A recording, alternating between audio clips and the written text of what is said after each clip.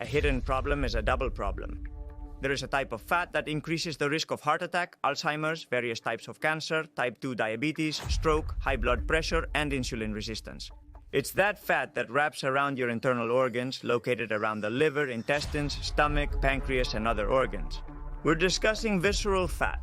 It must be differentiated from ectopic fat, which is also harmful, and is the one that infiltrates, gets inside organs like the muscle, the heart, or the kidney. An excess of visceral fat means chronic inflammation. Chronic inflammation increases the risk of illness. And I say excess because it's normal to have some visceral fat to protect your internal organs. Approximately 10% of all the fat in your body is visceral. And this is normal. This percentage can increase when your body fat percentage is high. How important is the issue of visceral fat? Quite important. To give you an idea, almost 90% of patients with a heart attack have visceral obesity prior to the attack. Let's say that visceral fat is behind most metabolic and ischemic problems. Here is Dr. Borja Bandera, an endocrinology and nutrition specialist. Today you will learn strategies to get rid of excess visceral fat. If you want to know all the available techniques to find out how much fat you have and what type of fat, then watch this other video. I have both good and bad news for you. The good news is that eliminating excess visceral fat will reverse the health damage it causes. Reducing visceral fat over the course of a year improves numerous inflammation markers: tumor necrosis factor alpha, interleukin MC-pone, leptin, or adipsin. The bad news is that there is no specific way to lose only visceral fat. Just like you can't choose the region of the body from which you want to eliminate subcutaneous fat, you can't choose to only lose visceral fat without also losing subcutaneous fat. The most crucial recommendation is one we've already seen in many other videos. Increase your physical activity, raise the amount of protein you intake, and strength train at least 4 or 5 times a week. To this, add reaching a moderate but sustained caloric deficit that you can maintain for at least 12 to 16 weeks. Although this forms the basis, it's crucial to adhere to these specific recommendations. Grab your notepad, cut out sugary sodas. In a non-sporting context, a sugar intake above 10% of total calories activates a metabolic process. De novo, lipogenesis. It's the way your body takes advantage of unused excess carbohydrates and does something with them that may seem useful, turning them into fat. Fat that will progressively end up around and inside your organs. In other words, visceral fat, ectopic fat. Any specific example with a very important organ? Yes, the consumption of simple sugars is closely related to the development of fat in the pericardium, a fibrous envelope that protects the heart. That visceral fat has been specifically linked to more calcification of the coronary arteries, which irrigate the heart, higher risk of atrial fibrillation and arrhythmia, and lower function of the left ventricle. Although the category of simple sugars is problematic as such, there is a subcategory that is even more so. They are sugary sodas. These increase even more the so-called visceral adipose tissue, subcutaneous adipose tissue ratio, which is nothing more than the relationship between visceral and subcutaneous fat. In other words, due to their liquid form, other added ingredients, no satiety generated, and other factors, sugary sodas would be the first element to radically eliminate if we want to reduce visceral fat. Alcohol. Alcohol is metabolized in the liver, as you well know, providing 7.1 calories per gram. Like simple sugars, alcohol is especially skilled at activating de novo lipogenesis, which will spill fatty acids into other organs and tissues. But not only that. During the oxidation of ethanol in the liver, the production of nicotinamide adenine dinucleotide reduces the nicotinamide adenine dinucleotide. Nicotinamide adenine dinucleotide reduced ratio, which in turn reduces fat oxidation. We can say that while your liver is busy detoxifying you from alcohol, it is not busy oxidizing fats. They are nearly exclusive processes. Next, vigorous consumption increases cortisol, which is closely related to the visceral deposit of fat. It also reduces the production of adiponectin, a hormone that sensitizes insulin. And the oxidative stress generated in its metabolism increases systemic inflammation and reduces insulin sensitivity.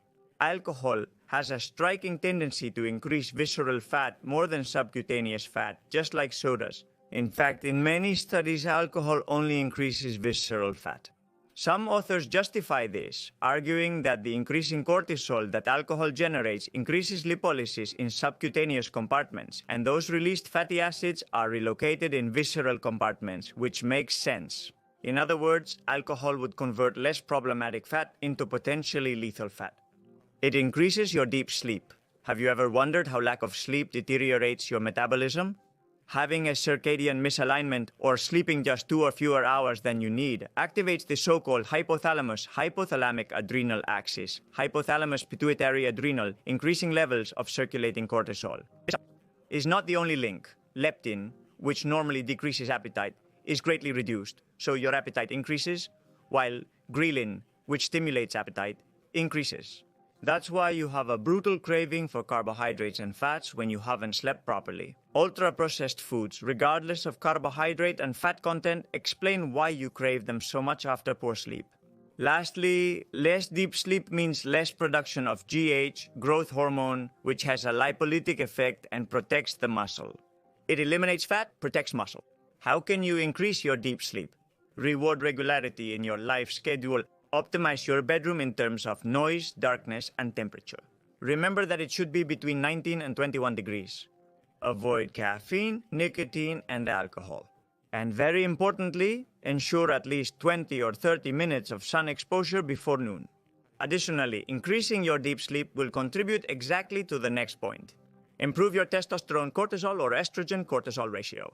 There are pathologies where an overproduction of cortisol greatly facilitates the accumulation of visceral fat. Cushing's syndrome is the most paradigmatic. In it, we see how patients in just a few months develop quite pronounced central obesity. As you've seen the link between cortisol and visceral fat, it's not surprising. In other pathologies, the simple therapeutic consumption of corticosteroids for whatever reason generates the exact same effect. If you've had to take them for a while, you would have noticed their effect on weight. The main lesson is that continued exposure to corticosteroids increases the accumulation of visceral fat. On the other hand, sex hormones, testosterone and estrogen have the opposite effect. They reduce visceral fat. Therefore, looking at the relationship between both factors, or the testosterone-cortisol ratio in men and estrogen-cortisol ratio in women, is useful to know if your body is facilitating or hindering the accumulation of visceral fat. When this ratio is higher, you are protected. Or when it is lower, you are more susceptible. This is related to the last point, which I advise you not to miss. Get a good production of butyrate. There is a protective molecule of your metabolism that is rarely talked about. It's butyrate, a short-chain fatty acid produced mainly by the fermentation of dietary fibers in the colon. When you eat fruit, vegetables, and other fiber-rich foods, your microbiota produces butyrate, and this has some more than interesting metabolic effects. Butyrate promotes thermogenesis of brown adipose tissue by increasing the expression of the mitochondrial protein UC-PONE, which releases energy in the form of heat. This would obviously increase energy expenditure. Butyrate also stimulates lipolysis in white adipose tissue and increases fatty acid oxidation. That is, it helps you use fats as an energy source, and it does this by increasing the expression of carnitine palmitoyl transferase, a crucial enzyme for the transport of fatty acids to the mitochondria, where, remember, they are oxidized. It suppresses appetite by regulating gut hormones such as peptide 2 and glucagon-like peptide 1. When you eat foods high in fiber, you not only feel full due to the mechanical and volumizing effect of the fiber, but also due to the subsequent production of butyrate and its effects. Butyrate partially counteracts the chronic inflammation caused by visceral fat. That is, it would have buffering effects, we could say, of the damage, even if we already start from high levels of visceral fat. How can you increase the production of butyrate in your case? Well, it's really easy. Include the following foods rich in soluble fiber in your daily diet. Oats, which have beta-glucans, legumes, chickpeas, beans, lentils, fruits like apples with skin, bananas, pears, which contain pectin, vegetables like carrots, beets, also potatoes, sweet potatoes, also foods rich in resistant starch, rice and potatoes cooked and cooled, or foods rich in fructose and oligosaccharides and inulin like garlic, artichokes, onion, leek of course, also nuts and seeds. Optimization of sexual hormones. This point is controversial and must be individualized. As we said before, sexual hormones are key in defending us from visceral fat. That's why women tend to accumulate more after menopause, when sexual hormones drop. Men already start with a greater genetic tendency to accumulate visceral fat, but this is accentuated with the decline of testosterone associated with age. Estrogens promote lipolysis in subcutaneous adipose tissue and reduce lipogenesis in visceral adipose tissue. How do they do it? The activation of estrogen receptors modulates the activity of enzymes such as lipoprotein lipase and hormone-sensitive lipase, lipolytic enzymes, which break down fat. On the other hand, testosterone greatly increases insulin sensitivity, protects muscle, and boosts your energy levels. It's no wonder that low testosterone levels facilitate the accumulation of both visceral and subcutaneous fat. Keep in mind that higher body fat levels lead to increased aromatase, an enzyme that converts testosterone into estradiol. You might think that, since estrogens are protective, this wouldn't be so bad, but an imbalance in the testosterone-estradiol ratio in men leads to a multitude of symptoms, including depressive ones. So, it begs the question, if we pharmacologically optimize sex hormones, can we expect less accumulation of visceral fat and therefore better health? As of today, we cannot answer this question with studies of sufficient relevance. We have some preclinical studies that suggest that, indeed, testosterone replacement therapy reduces visceral fat compartment. However, what we do see over and over again is that when testosterone replacement therapy in men or hormone replacement therapy in women are properly prescribed, the changes in body composition and lifestyle are very positive and in a short time. What can you do? Regularly check your sexual hormone levels, optimize your habits, and when the time comes, have this conversation with your health provider. Although it won't be a comfortable conversation, remember that most health systems completely overlook its optimization, sadly. You only matter if you're ill. Of course, if your testosterone levels are demonstrably low, you will benefit from restoring them to normal and healthy levels. Thank you for watching until the end and for your attention and subscription. See you in the next video. A big hug and keep empowering.